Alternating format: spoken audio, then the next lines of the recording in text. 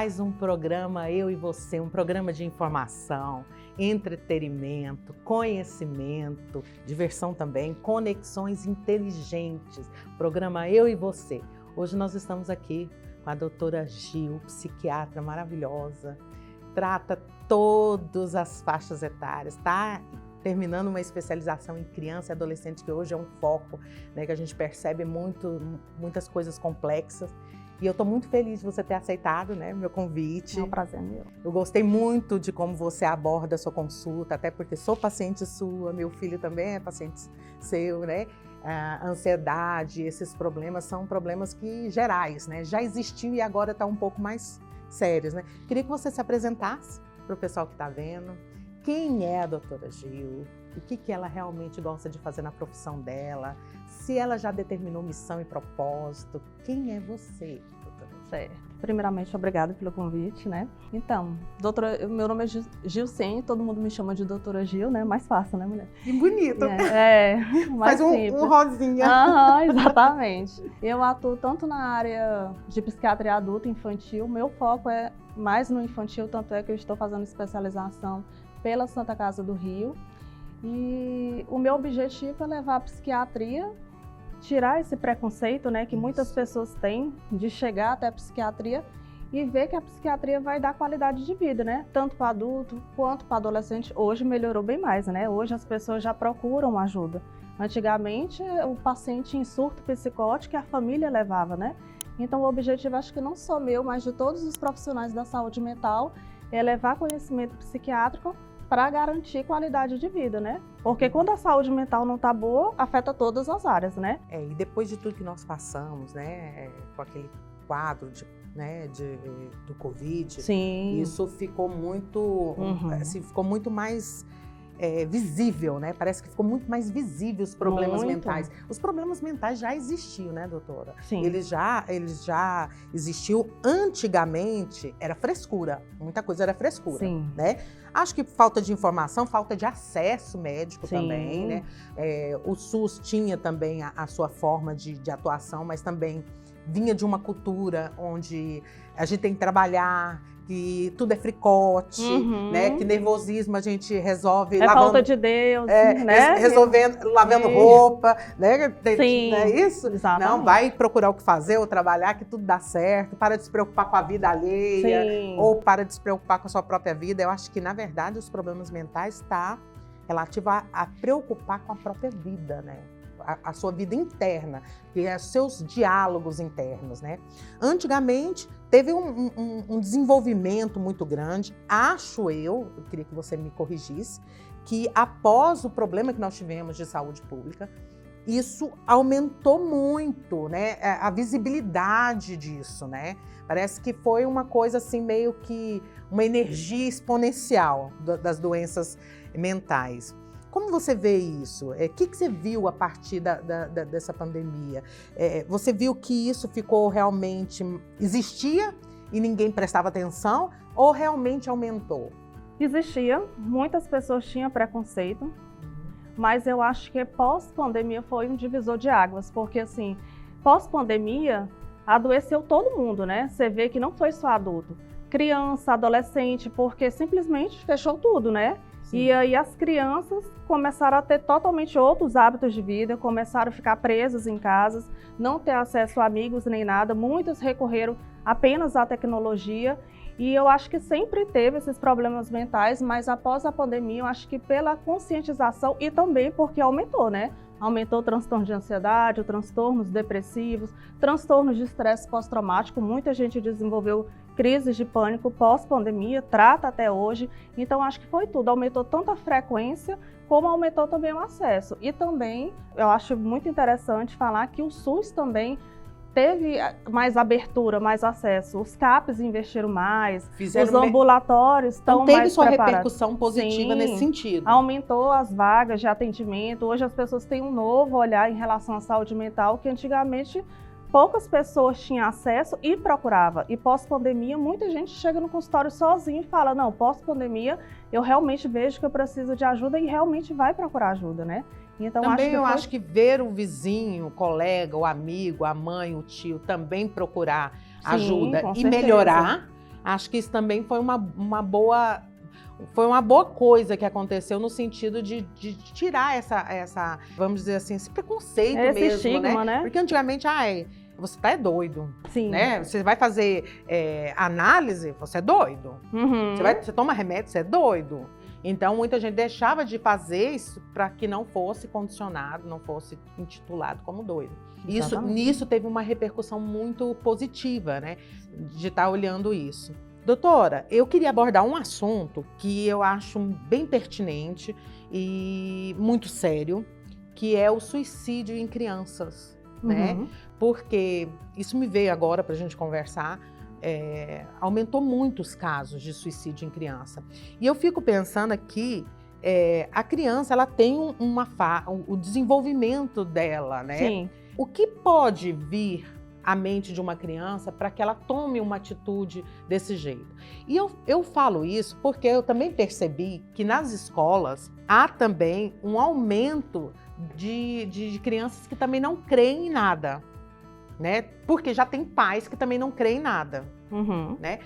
Não querendo abordar religião, longe disso, mas a crença em si, ela tem um fator positivo quando é colocado que a sua vida é importante, né? Que como a planta, o animal e tudo que são seres, né? E você tem esperança que algo melhor vai acontecer, né? Exatamente, que as coisas vão mudar. Sim. Né? Quando você perde a vontade de viver, eu já passei por situações assim, acho que muita gente já passou, mas eu nunca pensei em tirar a minha própria vida.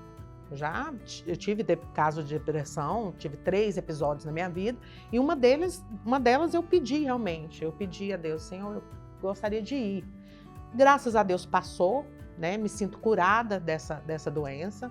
Não que isso não pode acontecer alguns episódios, né? Porque a gente vê tanta coisa e a gente pode ficar... é uma luta diária, né? Mas o que acontece com essas crianças tão pequenas já falando em morrer, né?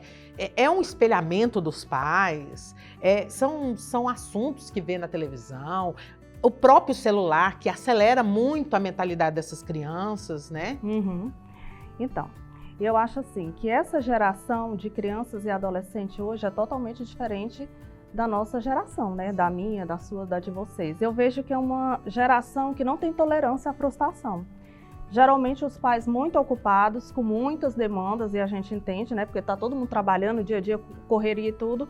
Só que eu vejo que falta o que antigamente a gente tinha, mais afeto, almoço na mesa, chegar em casa procurar como que estava seu filho, ir na escola, perguntar como que foi o dia a dia, procurar saber como que foi na escola, porque assim, eu sempre falo, criança e adolescente dificilmente vai chegar e vai falar. Está acontecendo isso comigo. Quando ele fala, porque realmente já está muito no ápice. Criança e adolescente, eles vão demonstrar através de mudança de comportamento. Ou vai ficar mais sonolento, ou não vai dormir, ou vai alterar o apetite. Ela vai demonstrar, ela vai dar sinais. Sempre demonstra, ela vai dar sinais. E às vezes, na correria do dia a dia, muitos pais acabam não percebendo. Será? Muitos não percebem. Não percebem não, mesmo? Muitos simplesmente passam o dia inteiro trabalhando, colocam a tecnologia na frente da criança e simplesmente acham que é da idade, que é frescura, que é besteira. E simplesmente eu vejo assim, que os pais, para suprir a falta de afeto, seja pelas demandas do dia a dia, oferece muita tecnologia, não acaba reparando nesses sinais, simplesmente não sabe frustrar o filho, falar um não para o filho e gera uma geração de hoje em dia que não sabe lidar com não. A gente vê no consultório que as crianças e o adolescente de hoje em dia, eles não sabem lidar com as emoções, eles não sabem lidar com a frustração. Antigamente, bullying a gente levava muito mais na esportiva. Hoje, uma criança tem um bullying na escola, ele quer se matar, ele se corta. A mãe fala o não para um filho, que ela passou a vida inteira falando sim, ele quer se matar. Então, eu vejo assim que tem muito, lógico que tem a questão genética, né? Quando os pais mas há uma falta de consciência do que é a vida e a morte para essas crianças. Isso vem da cultura do pai e da mãe? A cultura do pai e a mãe influencia, mas o que eu vejo mais é que as crianças de hoje, elas não estão sendo preparadas para lidar com frustração. O pai e a mãe não sabem frustrar uma criança. Dá um exemplo no consultório, a mãe sempre concorda com tudo que o filho fala, às vezes tem criança que bate no pai no consultório e a mãe sempre coloca a culpa no diagnóstico e nunca fala não. E a gente sempre orienta sobre tempo de tela, rotina. Quantas crianças que a gente conhece hoje em dia que tem rotina? Pouquíssimas. Não tem horário para dormir, não tem horário para fazer atividade de casa, não tem horário para nada. Então eu vejo que é uma geração que os pais, mais pela demanda do dia a dia, acabam dando tudo que a criança quer. A criança nunca sabe ouvir ou não. E na hora que ouve, se frustra. Não sabe lidar com isso. Doutora, quando uma criança machuca, feio, quebra um braço, bate a testa, sai sangue, elas choram, sente dor. Sim.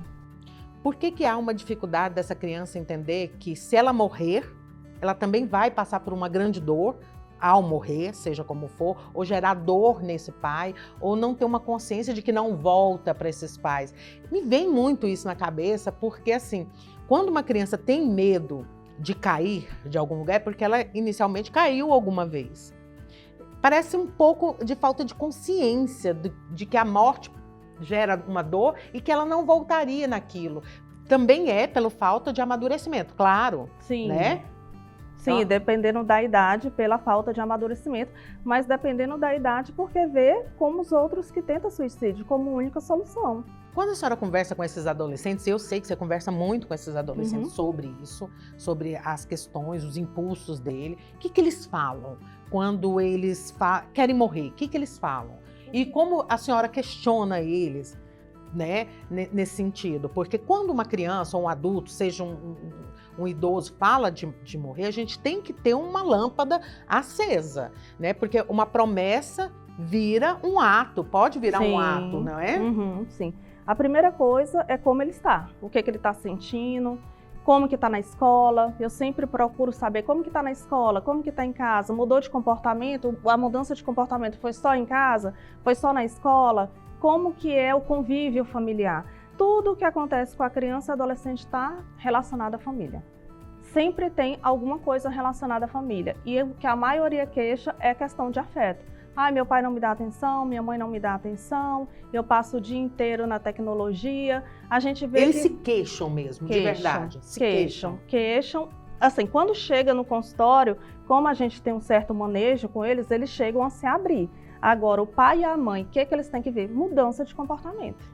Eu acho que não deve ser difícil abrir com a senhora, porque a sua consulta não é uma consulta rápida, independente de plano de saúde ou não. Eu falo porque eu tive acesso. Eu também, geralmente, eu investigo algumas coisas, né? Eu pergunto para algumas pessoas.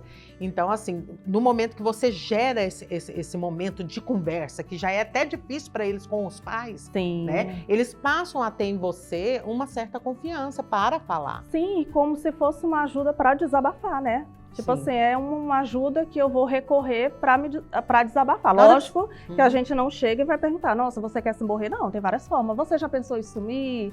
Você pensa em desaparecer? O que você sente? Essa angústia de que forma? Quando a senhora está questionando ele, está questionando junto com a mãe, com o pai? Geralmente eu gosto de ouvir os dois juntos no primeiro momento. E depois eu gosto de escutar só a criança, ou só o adolescente. O que ele pode falar. Depois você faz um feedback com os pais. E depois eu volto com os dois juntos e oriento os pais. Olha, lógico que tem coisas pessoais que eu vejo que a criança não vai se sentir à vontade, que eu não vou abordar. Mas coisas que eu vejo que vai prejudicar ele, por exemplo, se eu vejo que tem uma ideação de suicídio, eu deixo claro para o pai. Eu falo, olha, ele está com pensamento negativo e eu sempre vou acreditar no que o paciente me fala. Porque muitos falam, não, ele está manipulando, ele não vai fazer isso. No risco, né? No risco? No risco. Porque pode acontecer. Às vezes ele teve, numa determinada situação, ele teve autocontrole. Mas como que a gente vai poder julgar que na outra situação ele vai ter autocontrole? Né? Os pais não acreditam mesmo? Tem pais que não acreditam. Tem pais que não acreditam, tem pais que não aceitam o tratamento, tem pais que a gente entra com a medicação, o paciente começa a melhorar, meu filho não precisa disso. Criança e adolescente é mais difícil. Essa abordagem, principalmente criança menor, naquela fase pré-escolar ali, até os 7 anos, para a gente entrar com a medicação é muito difícil. O bullying, né? O bullying. Sim. Existe o bullying, a gente pensa que bullying é só... na parte negativa, no sentido assim, o menino é feio, o menino tem cabelo enrolado, cor da pele, o dente para frente, e etc. Existe bullying em crianças que são bonitas? Existe, porque muitas delas, inclusive, não se acham bonitas, né? Então, Mas o que acontece com os outros? Não aceitam ele ser bonito? Às vezes, alguma coisa que a criança se destaca ali e gera um incômodo nos demais colegas, os demais colegas arrumam um ponto fraco de uma pessoa e começam a bater em cima daquela tecla até a criança se sentir muito mal. Na verdade, é uma falta de confiança nesse grupo. Esse grupo se sente diminuído de alguma forma, incomodado de alguma forma, e aí cutuca o outro, porque dessa forma ele se sente um pouco maior, é isso? Sim, e isso tem entre crianças, e crianças não são tão inocentes. Tem criança maldosa, tem criança manipuladora.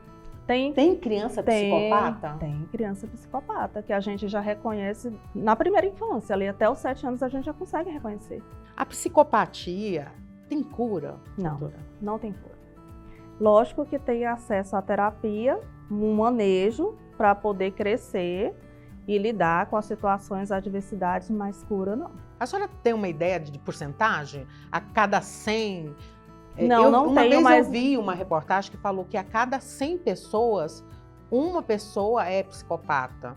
Eu achei uma porcentagem pequena, pelo nível de coisas que eu vejo, que a gente vê a gente no dia a dia. reconhece, né, no dia a dia. Sim. E tem. Até porque também fazer essas pesquisas é um pouco complicado, né? Sim. As pessoas não vão responder isso de uma forma tão aberta, né? E verdadeira, né? Eu queria falar também um pouquinho, existe o estelionato amoroso, tá? Todo mundo falando de estelionato amoroso. Esse estelionatário amoroso, né, que eles abordam muito homem, mas tem mulheres. Isso é cultural, aquela história da mulher que procura só o homem rico, né? Querem só estar com o homem rico. E agora estão abordando muito, porque eu sou uma mulher que defendo mulheres, né? Trabalho com grupos de mulheres, mas eu não defendo o erro. Sim. Né? O erro, eu acho que ele tem que ser combatido. Mulheres que utilizam a lei da forma inadequada tem que ser combatido, porque senão depois a gente perde também os direitos em lei da violência, lei da Maria, né, da Maria da Penha e tudo. Sim. Mas estão abordando muito a psicopatia, nesse caso amorosa, do estelionatário. Esse estelionatário, vou fazer uma pergunta assim, mais grosseira. Ele é safado ou ele é psicopata mesmo? Ele tem consciência do que ele faz. O psicopata tem extremamente consciência de tudo que ele faz. E ele é inteligente mesmo? Extremamente. O QI dele, se for fazer São inteligentes, são manipuladores, têm plena consciência de tudo que está fazendo. Eles traçam o objetivo final e é esse objetivo e passa por cima de quem for, porque eles não têm emoções. E isso vem dessa psicopatia infantil? Sim, sim. Começa desde a infância. Não seria o ambiente que foi só criado. Geralmente a psicopatia ela vem genética, hereditária. Mas isso também. Genética com a influência do meio, né? E o meio pode piorar exatamente. ou não tanto. Exatamente. Tudo é influenciável, genética, e o ambiente influencia em tudo. E é muito importante até eu estar falando sobre isso, porque para que as pessoas entendam que isso é um tipo de doença também. Que o cara que está fazendo isso, ou a mulher que faz isso, ele tem um problema a mais, um problema mental, né? Sim, exatamente. Por isso que a gente tem que ter muito cuidado com quem se envolve, né? Com quem a gente compartilha nossas emoções. A senhora deve receber muitas mulheres queixosas, né, de relacionamentos amorosos, muito. E aí vem ansiedade, pânico, etc. Muito. E eu fico aqui pensando sobre isso, quanto não deve aparecer, e muitas até não falam por vergonha também, né? Sim. Os aplicativos, né? A gente fala do celular. O celular é uma arma poderosíssima, positivamente e negativamente. Mas negativamente tem uma amplitude terrível, né? Porque relacionamentos, tem os aplicativos de relacionamento, né? E tem pessoa dando sorte, doutora, achando pessoas legais. Tem né? gente que casa através tem que pagar, viu, o aplicativo. Você tem que pagar o aplicativo caro para poder conseguir achar as pessoas legais. Esses mais selecionados, né? E assim, eu fiquei com vontade de entrar no aplicativo, doutora. Eu fiquei com vontade, eu fiquei pensando. E tem que filtrar bem, viu? Estou muito pensativa sobre isso. Eu sou de um tempo que eu gosto de conhecer a pessoa de uma forma assim, mas tá difícil, né, de conhecer as pessoas assim. Mas por que eu tô te falando isso? O celular virou uma grande arma. Sim. Né? E essa arma, negativamente, porque nós estamos falando dos problemas mentais, né? E ele tanto em jogos, como aplicativos, como pornografia, como várias outras coisas, né, que a gente fala. Eu falei do estelionatário amoroso para poder fazer uma conexão com a psicopatia, para as pessoas entenderem que tem pessoas que estão aí mesmo para fazer isso, elas estão... Infelizmente. Virou uma profissão, né, fazer isso, e a gente tem que ficar um pouco mais atenta. Sim. Né? Os aplicativos, você começa a conversar com a pessoa sem conhecer ela perfeitamente, por isso estão pagando, porque nos aplicativos que pagam, faz uma seleção mesmo, de localização, de valores de profissão, renda, né? tudo, e aí... Tem pessoas se dando bem dessa forma, né? Mas quem não tem esse dinheiro vai ali para o aplicativo, conversa com 5, 6 pessoas, ama 5, 6 pessoas ao mesmo tempo e não quer ter ansiedade, né, doutora? Sim. Não quer ter ansiedade amando 5, 6 pessoas ao mesmo tempo, sim. né? Mas deve chegar muitos casos, tanto femininos quanto masculinos, sim. né? Os homens, eles são um pouco mais... como é que eu posso dizer? Um pouco mais envergonhados de estar falando sobre isso. Sim. Os homens são mais envergonhados. E aí a senhora precisa usar aqueles questionamentos que a senhora faz o tempo todo, e eu percebi nas consultas que eu tive, você tem uma linha que você vai apertando a pessoa na pergunta até que ela não saiba como escapulir, né? Eu falo que o mais difícil é o paciente chegar até a consulta. Depois que ele chega e a gente começa a abordar e ele vê que a gente está ali realmente para ajudar, para dar qualidade de vida. E geralmente quando o paciente chega na consulta, ele já percorreu inúmeros profissionais clínicos e já percorreu várias ajudas e viu que realmente não tem mais saída, que precisa ir ao psicólogo e ao psiquiatra. Então, assim, quando ele chega e ele vê, a gente passa a confiança que está ali realmente para ajudar e não para julgar, realmente aí eles conseguem já se abrir e falar o que realmente trouxe eles lá e a queixa principal deles. Entendi. E a gente abordou aí mulher, homem, né? Essa facilidade de falar, essa dificuldade, parece mais uma dificuldade do homem se abrir. Sim, em relação à vida amorosa, sim. Em relação à pornografia, a gente pensa que não, mas tem muita gente viciada em pornografia, sim. Principalmente o sexo masculino. Sim, hoje sim. Já consegue procurar ajuda, mas assim, a gente vê que eles têm muito receio até chegar nisso. Mas quando a gente fala que tá lá para ajudar, que tem esse transtorno... Mas eles podem também chegar e falar que tá só com ansiedade, né? Sim, aí a gente vai investigando. Ele fala os sintomas sem contar o problema. Exatamente. Né? Aí a senhora precisa investigar um pouco mais para ele poder falar. E também mulheres também. Não vamos falar que esses vícios são só masculinos, né? São no geral também. Eu abordei isso pela dificuldade que me parece do homem se abrir mais com relação. Mas é tão interessante, por que é tão visível os problemas quando são com os homens? Porque eu tô falando isso porque como eu sou uma mulher que tô muito nos grupos de mulheres, defendo muito as mulheres, eu sempre tento incluir o homem nisso. E por que eles vão tão às vias de fato com problemas de obsessão? Porque a obsessão também é uma doença, não é, doutora? Pode se tornar, sim. Não é? Sim. Então, essa obsessão amorosa também, se a gente for investigar para trás, a gente vai ver alguns passos lá durante a infância, né? Ou início da adolescência, com esses problemas também que pode culminar nisso. Sim. Né? Acho que talvez a dificuldade que o homem tem de colocar para fora, né? De se comunicar, dizendo que não tá legal, pode levar a tanta violência contra a mulher. E esses homens também estão adoecidos. Sim, e eu acho que a questão do sexo masculino é mais pela uma questão cultural, sabe? Do homem procurar ajuda, porque o homem sempre tem aquele jeito mais machão, mais o provedor do lar, que sempre está ali para ajudar as demandas da família, sempre tem que ser muito forte. Então eu acho que o homem sair dessa posição e falar, não, peraí, eu também tenho esse meu lado frágil, eu preciso de ajuda, a minha saúde mental também não está boa. Então eu acho que é mais assim cultural. Eu vejo que os homens estão com a disseminação da informação da saúde mental, eles hoje já procuram mais ajuda. Os homens violentos, né, como mulheres violentas, a gente fala de ambientes familiares, onde mulheres sempre bateu muito em criança. Sim, hoje está melhor, né, essa situação tá menos, né, porque tem muitas leis agora que protegem criança e tudo, mas antigamente a lei da palmada não existia, né? Uhum. Então, assim, a lei da palmada veio depois. Uhum. Esse ambiente familiar violento pode trazer essas doenças psiquiátricas também, como ansiedade, depressão, obsessão, toque. Gente, toque é um negócio sério. Terrível. As pessoas, acham que é só colocar as coisinhas ali organizadas, é toque. Não, toque tem pessoas que cometem suicídio. O pensamento intrusivo é tão grande, aquela compulsão que tem que fazer algo, porque o toque é assim, enquanto você não fizer o que está ali na sua cabeça, você não consegue fazer mais nada. E tem gente que fica com aquele pensamento compulsivo, obsessivo o dia inteiro e não consegue fazer outra coisa enquanto não realizar aquela atividade ali. Então tem gente que comete suicídio por toque. A medicação, nós sabemos que é complicado falar de medicação, né? Porque assim, hoje tem muitas medicações, inclusive ditas naturais, etc. Sim. Mas esses casos mais graves tem que entrar mesmo com a medicação, né? Tem que se fazer um tratamento mesmo certinho, né? Ordenado, para que você tenha um bom resultado. Sim, o toque na teoria seria basicamente, na teoria, terapia.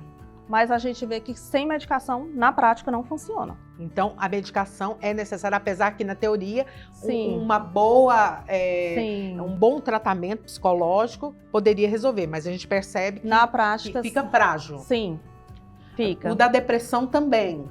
O da depressão já tem medicação mesmo específicas para isso, mas, por exemplo, o toque, o transtorno de personalidade, borderline, na teoria seria basicamente terapia, mas a gente vê que sem medicação não funciona, não avança o tratamento. A medicação, você fazendo o uso corretamente nesses tipos de doença que eu comentei, há um momento que faz o desmame? Pode-se conseguir esse desmame? Pode conseguir o desmame. Fazendo adequadamente? Adequadamente e com terapia, adequadamente, né?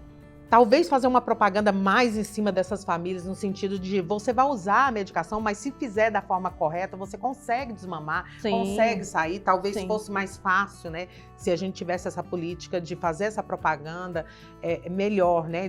Tirar um pouco dessa... Ah, é louco. Ah, tá fazendo isso, não vai ficar sair dopado, vai Isso. ficar viciado, né? Exatamente. E a maior parte dessas doenças, que são doenças sérias, precisa de conter essa pessoa através do remédio, né, para que ela possa ter uma E é ajuda. justamente para ter qualidade de vida, né?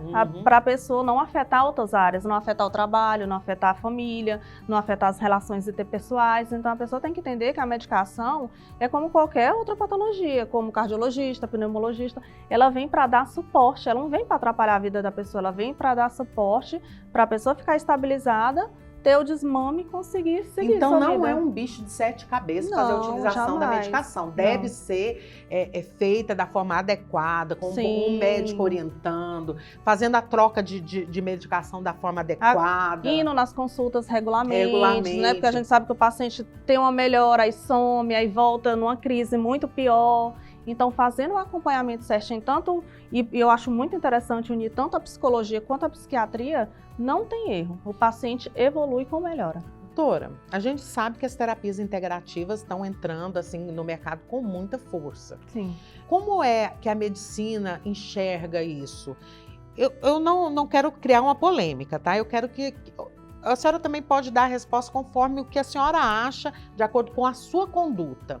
As terapias integrativas, como constelação familiar, hipnose, terapias de vários tipos, inclusive foi liberado pelo SUS, né? Existe já uma portaria, né, de vários, inclusive com imposição de mãos, né, que tem um nome para isso que agora me fugiu da mente.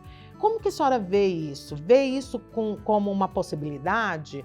É importante fazer uma boa alimentação? É importante fazer exercícios? É importante utilizar essa medicação correta? Ter tempo de lazer? Mas pode ser feito, tomado também essas outras atitudes? Sim, eu acho que o sucesso do tratamento é essa integração, sabe? A gente vê que só a medicação... Eu sempre falo para o paciente, só a medicação não vai funcionar.